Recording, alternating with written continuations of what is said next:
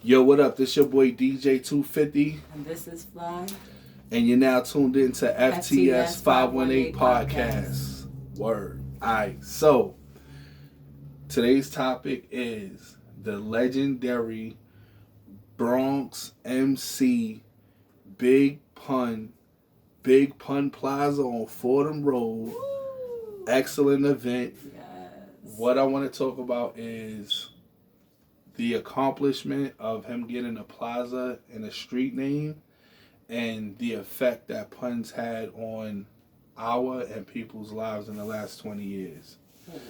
So, do you want to get started first, or I just want to say congrats. I'm like happy that he actually was acknowledged and that he got a block to that level. Yes, like it's about time is what I want to say. Yeah. It's about time. He deserves the it. family's been fighting for it for so long, so it's not like it just kind of appeared out of nowhere. Yeah.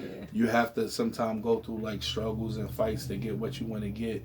And what's so dope is the block that they got. That's Fordham Road. Yo, Fordham Road is they should have like the Big Pun statue out there, like the Statue of Liberty. Let me tell you, they did that on Monday, right? Yeah.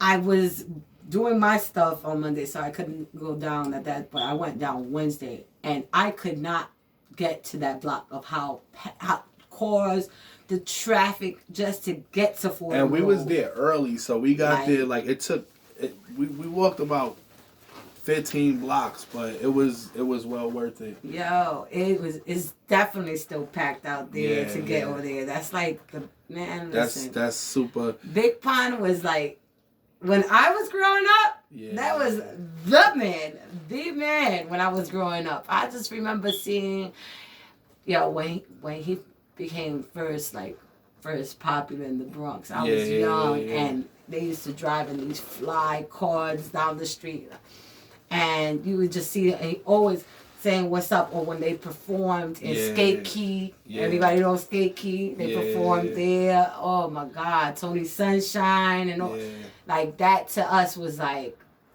that's what's up. You know what I'm saying? My two interactions that I had with Pun was, I used to work at White Castle in like 90-something, 95, 96.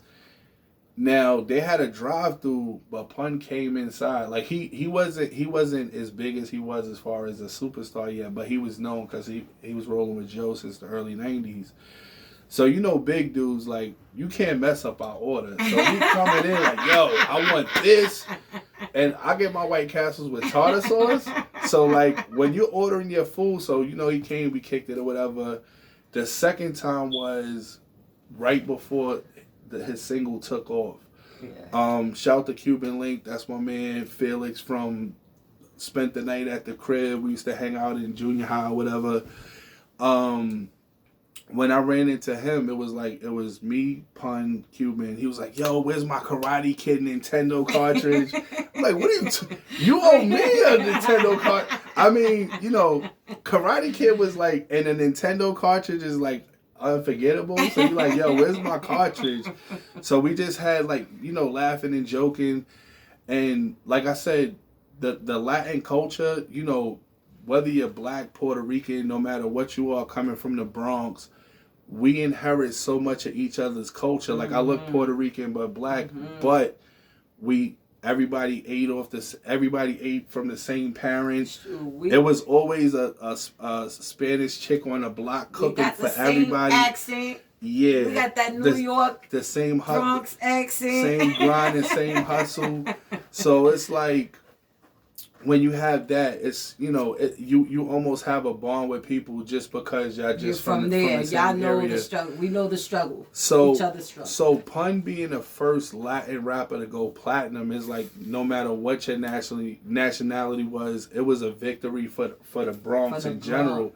Because Joe didn't go platinum yet, and it was like, that's a long story. The issues with everybody or whatever, but it's one of those things like they made it. They made it. So for all of us, it was a victory.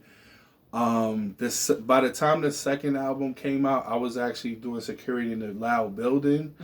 So it was kind of hard to like The second album coming out, it was like it was a victory as well. Yeah. But he had just passed, so it was like it was a big loss like for everybody. Big loss. But the impact that he had just in general, because I actually did one of my first mixtapes when his album came out. That shit was Capital Punishment was so fire. I wanted to put like 8 songs on a 90-minute cassette. Hear that whole thing. The album was so fire, and like I said, what it did for the Bronx just in general. Like, you know, we had KRS-One, we had Melly Mel, Flash, and all of them. Yeah. But the impact Pun had for the amount of time that he was there.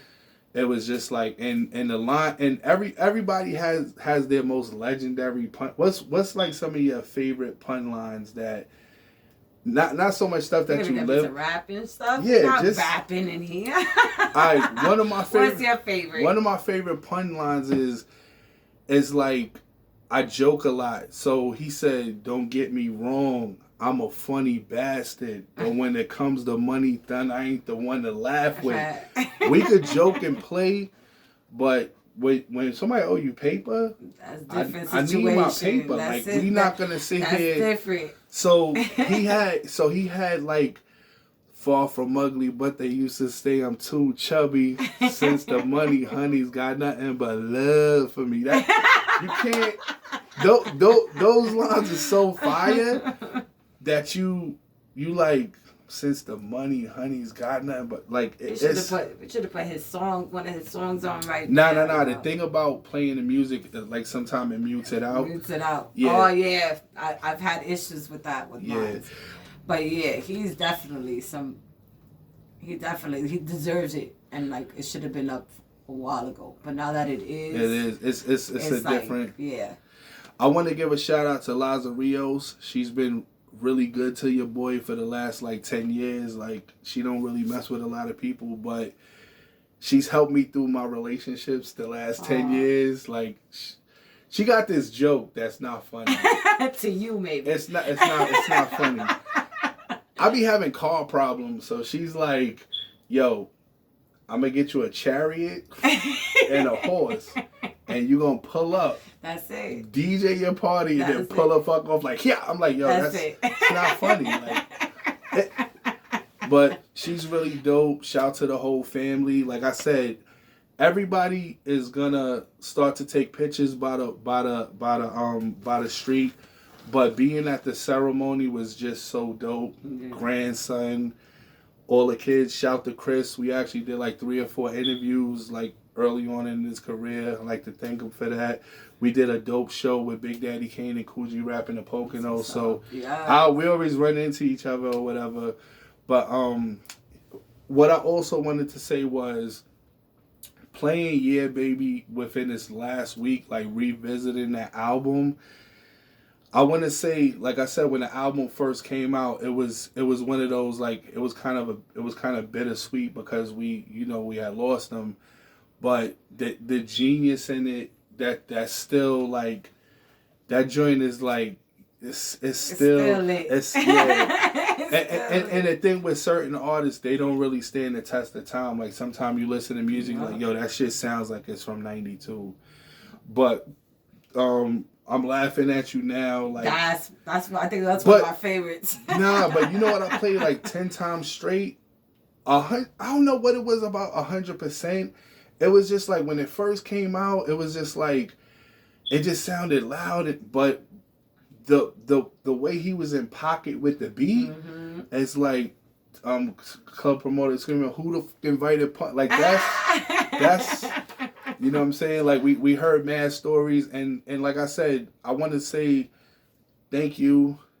God bless you and the family, and we really wish you were still here. Yes. So, any last... Oh, shout to everybody that did come through and show love to the family. Grand Wizard Theodore, Rocky Bacano, Cuban came through. Shout to Doo-Wop. He had on the flavor. He had the Nikes with the orange trim. Doo-Wop is definitely a legend. He's been mean to me since the 90s. Nah, Doo-Wop is that dude.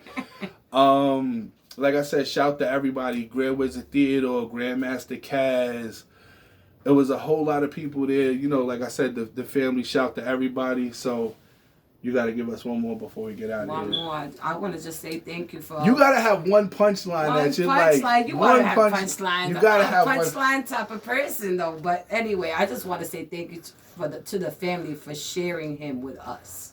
Okay. That's what I want to say. Thank you. FTS 518 Podcast. Peace.